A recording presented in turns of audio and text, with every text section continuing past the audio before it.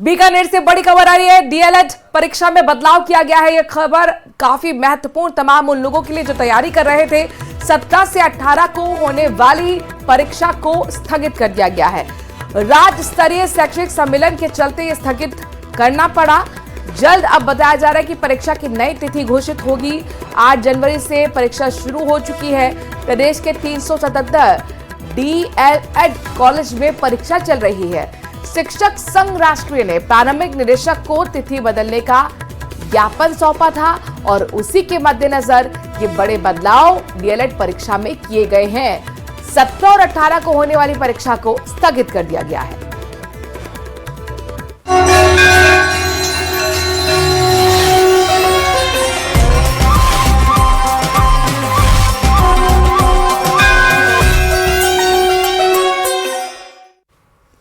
और अब बात महाकुंभ की करते हैं। प्रयागराज में हो रहे महाकुंभ को लेकर तैयारियां पूरी हो चुकी है। लगभग सभी अखाड़े महाकुंभ क्षेत्र में पहुंच गए हैं। इस बीच वहां पर किसी भी आपातकालीन स्थिति से निपटने के लिए पुलिस लगातार प्रयास में जुटी हुई है।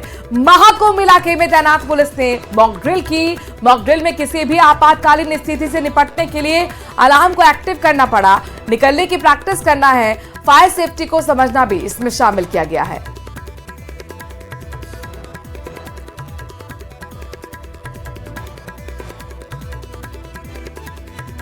आप खड़े हैं इस समय परेड क्षेत्र में और ये थाना परेड का एरिया है और ये काली रैप है, वेणी बांध है। तो यहाँ पे एक इंटरसेक्शन है और जब हमारे पीक डेज की ड्यूटी होती है तो उस टाइम पे श्रद्धालुओं का दबाव ज़्यादा रहता है, तो उनको डाइवर्ट किया जाता है मोरी रैंप की तरफ कि वो संगम क्षेत्र के लिए सीधे ना जाके मोरी रैंप होके जाएं। तो उसी डाइवर्जन प्लान को जब लागू किया जाता है तो उस टाइम पे एक धक्का मुक्की की पोजीशन बनती है। तो हमारी जो पुलिस फोर्स है तो उसको ट्रेनिंग देने के लिए आज ये हमने मॉक ड्रिल ऑर्गेनाइज करी थी, जिसमें किस तरीके से हमने भीड़ को हैंडल करना है और किस तरीके से उनको डाइवर्ट करना है।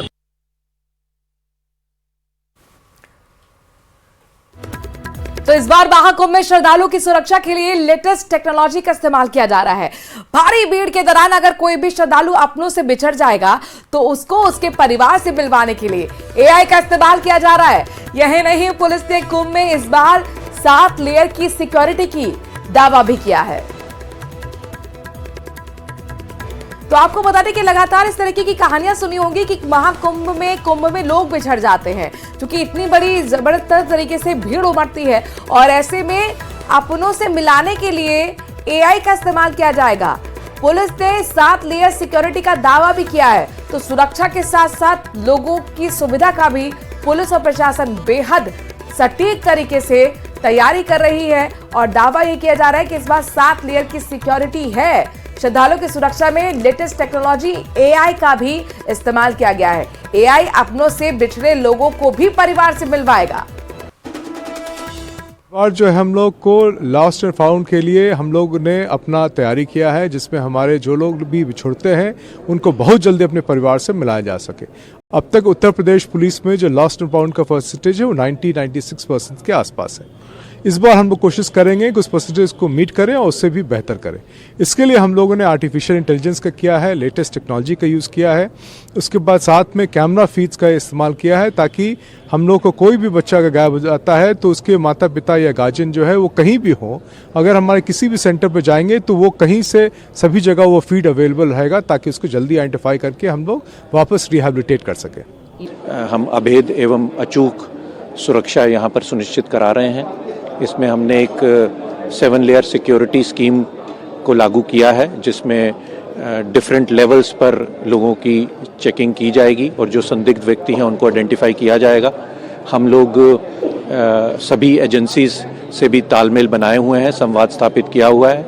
उसमें स्टेट एजेंसीज भी हैं और सेंट्रल एजेंसीज भी हमें पूरा सहयोग प्रदान कर रही हैं। हम लोग सुनिश्चित करा रहे हैं कि हम टेक्नोलॉजी का भी भरपूर प्रयोग करें, एआई एनेबल्ड सिस्टम्स का भी प्रयोग करें। इस बार जो हम लोग को लॉस्ट एंड फाउंड के लिए हम लोग ने अपना तैयारी किया है, जिसमें हमारे जो लोग भी तो महाकुंभ 13 जनवरी से शुरू हो रहा है और इस बार महाकुंभ के अनुष्ठान को हिंदू जन जागरण का महाकुंभ कहा जा रहा है।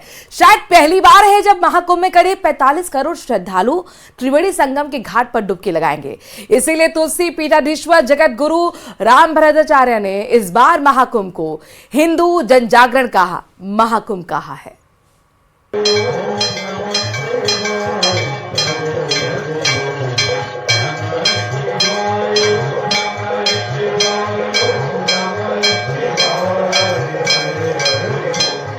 गंदा करके मूत्र कांड करो, थूक कांड करो, इससे बेहतरीन ये मेरे अंगने में तुम्हारा क्या काम।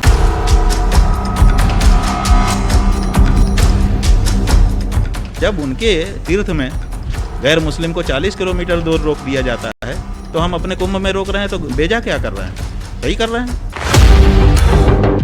महाकुंभ से पहले रामभद्राचार्य की प्रतिज्ञा। कुंभ के माध्यम से मुझे हिंदुओं को जगाना है, कुंभ के माध्यम से मुझे हिंदुओं को जगाना है।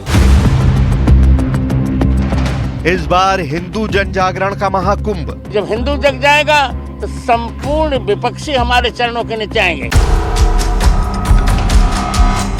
कुंभ के खिलाफ षड्यंत्रकारियों को मिलेगा दंड। उन्हीं की धमकियों उनकी आखिरी धमकी होगी और सबको हम दंड देंगे उचित। महाकुंभ में सनातन का जय घोष। कोई राजनीतिक हस्तक्षेप नहीं होगा, एकमात्र हिंदुत्व का चेहरा बुलंद रहेगा। सनातन का सबसे बड़ा अनुष्ठान 13 जनवरी से शुरू हो रहा है। इस बार महाकुंभ के अनुष्ठान को यूं ही हिंदू जन जागरण का महाकुंभ नहीं कहा जा रहा है, बल्कि ऐसा होता भी नजर आ रहा है। पहली बार है जब देश भर के साधु संतों ने एक सुर में सरकार से ये मांग की है कि इस बार कुंभ में साधु संतों की पवित्रता भंग करने की साजिश रचने वाले लोगों को कुंभ से दूर रखा जाए। शायद पहली बार है जब महाकुंभ में करीब 45 करोड़ श्रद्धालु त्रिवेणी संगम के घाट पर डुबकी लगाएंगे। इसलिए तुलसी पीठाधीश्वर जगत गुरु रामभद्राचार्य ने इस बार महाकुंभ को हिंदू जन जागरण का महाकुंभ कहा है। महाकुंभ के लेकर मैं कहूँगा कि सोए हुए सभी हिंदू अब जग जाएं। ये भैया अब और सवाई निकल जाने दो, अब तो यही बाइट करने थोड़ी आए। और प्रत्येक अत्याचार का उचित उत्तर दें। कुंभ शुरू होने से पहले ही रामभद्राचार्य के प्रिय माने जाने वाले बागेश्वर धाम के पीठाधीश्वर धीरेन्द्र शास्त्री ने हिंदू एकता को लेकर 9 दिनों की पदयात्रा निकाली थी, जिसमें वो गांव-गांव जाकर हिंदुओं को जगाने और एकजुट करने का अभियान चला रहे थे। और अब जगत गुरु रामभद्राचार्य ने महाकुंभ के अनुष्ठान का महाप्रायोजन बता दिया है, जो है सोए हुए हिंदुओं को जगाना। शायद इसी का नतीजा है कि इस बार साधु संतों की पुरजोर मांग है कि कुंभ में मुसलमानों की एंट्री बैन की जाए, जिस पर बरेली के मौलाना शहाबुद्दीन इतना भड़क गए कि उन्होंने हजारों वर्षों से कुंभ मेले के आयोजन वाली जमीन पर वक्फ बोर्ड का दावा ठोक दिया है, जिसके बाद जगत गुरु रामभद्राचार्य ने उन्हें मूर्ख बता दिया। अखाड़ा परिषद के लोगों की कि वो लोग जो है वो मुसलमानों के प्रवेश पर वहां पे ठेला लगाने, खोंचा लगाने से भी मना कर रहे हैं कि वहां कोई भी मुसलमान एंट्री नहीं करेगा।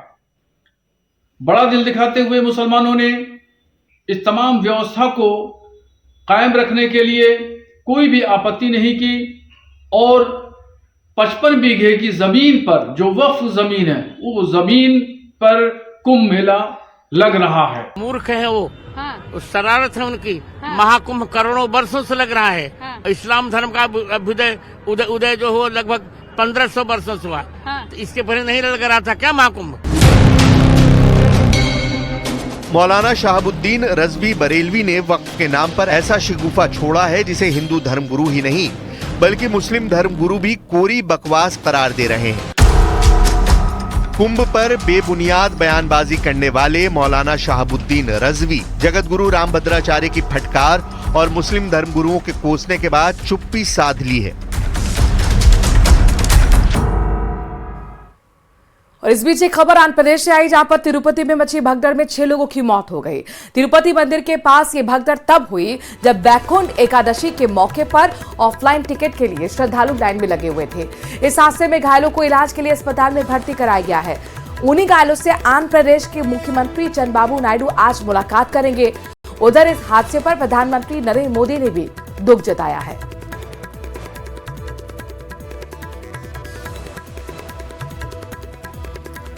और महत्वपूर्ण खबर जयपुर से, जहां तबादलों पर बैन से पहले तबादलों के आवेदन पर बैन लगेगा। तबादलों पर पंचायत राज मंत्री मदन दिलावर का बड़ा ऐलान आया है। क्या कह रहे हैं कि सुबह 10 बजे के बाद ट्रांसफर आवेदन नहीं लेंगे। दिलावर के कार्यालय द्वारा सूचना जो जारी की गई है उसके मुताबिक 10 बजे तक ही मंत्री अपने आवास पर आवेदन लेंगे, उसके बाद ट्रांसफर के आवेदन नहीं लिए जाएंगे, जबकि तबादलों पर बैन लगेगा 10 जनवरी के बाद। पर बलोच विद्रोहियों ने बलूचिस्तान प्रांत के खुशदार जिले के जहरी बाजार पर कब्जा कर लिया है। बलूचिस्तान लिबरेशन आर्मी ने जहरी के पुलिस स्टेशन, बैंक और बाजार पर कब्जा करके वहां 2-3 जगहों पर चेक पोस्ट बना लिए और साथ ही मस्जिदों में लगे लाउड स्पीकर से कब्जे का ऐलान तक कर दिया। यही नहीं, बलूचिस्तान लिबरेशन आर्मी के लड़ाकों ने जहरी तहसील में पुलिस स्टेशन पर कब्जा करने के बाद उसको आग के हवाले तक कर दिया। पाकिस्तान में बलूचिस्तान लिबरेशन आर्मी लगातार बलूचिस्तान को पाकिस्तान के कब्जे से आजाद करने की लड़ाई लड़ रहा है।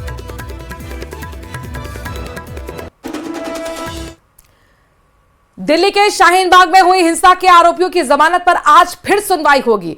दिल्ली हाईकोर्ट में कल पुलिस ने आरोपियों की जमानत का विरोध किया था। इस दौरान दिल्ली पुलिस ने 2020 में हुई हिंसा को लेकर बड़ा पर्दाफाश किया। दिल्ली पुलिस ने हाईकोर्ट में जो दलील रखी उसके मुताबिक शाहीन बाग नानी दादी का प्रोटेस्ट नहीं था, बल्कि विरोध करने के लिए दूसरे इलाके के लोग बुलाए गए थे। इसके बाद साजिश के तहत विरोध की जगह तय हुई। दिल्ली पुलिस ने शर्जील इमाम और उमर खालिद को हिंसा का मास्टरमाइंड बताया है, जो विरोध करने के लिए कई व्हाट्सएप ग्रुप से जुड़े हुए थे। पुलिस ने व्हाट्सएप चैट को लेकर खुलासा करते हुए बताया कि व्हाट्सएप ग्रुप के जरिए आरोपी हिंसा, सड़क नाकेबंदी करने की योजना के बारे में जानकारी दे रहे थे।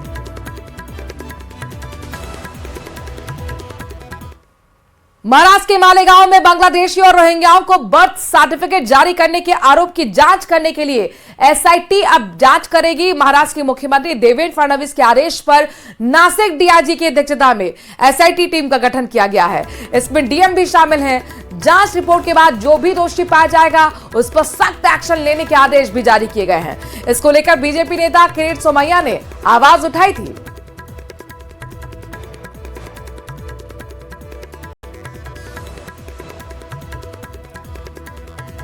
बात मध्य प्रदेश की करते हैं, जहां पर सागर में बंडा से बीजेपी के पूर्व विधायक हरवंश सिंह राठौर के ठिकानों पर की गई छापेमारी में आयकर विभाग ने करीब 150 करोड़ की टैक्स चोरी पकड़ी है।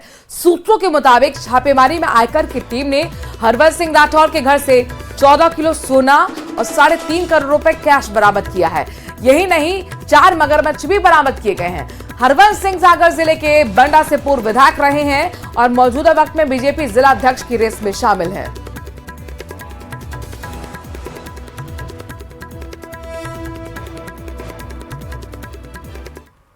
अमेरिका के दक्षिणी कैलिफोर्निया के जंगल में लगी आग के बीच आपातकाल की घोषणा कर दी गई है। आग के प्रकोप के चलते अब तक 30,000 से ज्यादा लोगों को वहां से दूसरी जगह शिफ्ट किया गया है।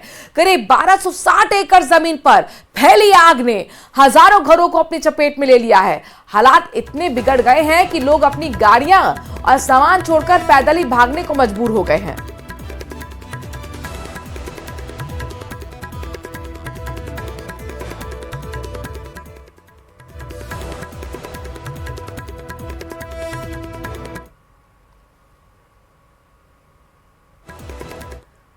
वहीं आग का तांडव गुजरात में भी देखने को मिला है। वलसाड में एक प्लास्टिक के गोदाम में आग लगने से इलाके में हड़कंप मच गया है। आग इतनी भयंकर थी कि कई किलोमीटर दूर से आग की लपटों को देख लोग दहशत में आ गए। सूचना पर पहुंची दमकल की टीमों ने कड़ी मशक्कत के बाद आग पर काबू पा लिया। गनीमत ये रही कि हादसे में किसी की जान नहीं गई। समय रहते गोदाम में मौजूद सभी कर्मचारियों को बाहर निकाल लिया गया। वहीं आग की चपेट में आने से गोदाम में लाखों का सामान जलकर राख हो चुका है। तो प्लास्टिक का ये गोदाम, और यही वजह रही कि आग ने बहुत तेजी से विकराल रूप धारण कर लिया। कई किलोमीटर दूर तक आग की लपटें दूर दूर से नजर आ रही थी। ऐसे में इलाके में दहशत का माहौल बन गया। हालांकि अच्छी बात ये रही कि कोई जनहानि नहीं हुई। मुंबई से खबर है, जहां पर एक बार फिर अनियंत्रित बस का कहर देखने को मिला है। सड़क पर जा रहे एक बुजुर्ग व्यक्ति को अनियंत्रित बस ने टक्कर मार दी। गनीमत ये रही कि बस की रफ्तार कम थी। बुजुर्ग बस के नीचे आने से बाल बाल बच गया। बुजुर्ग व्यक्ति को गंभीर चोटें आई हैं, जिसके बाद स्थानीय लोगों ने इलाज के लिए अस्पताल में भर्ती कराया। ये पूरी घटना वहां पर सीसीटीवी में कैद हो गई।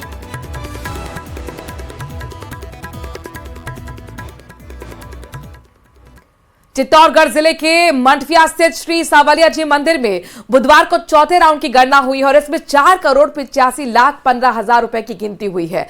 अब तक 17,49,94,000 की गिनती हो चुकी है। 5वें राउंड की गिनती आज की जाएगी।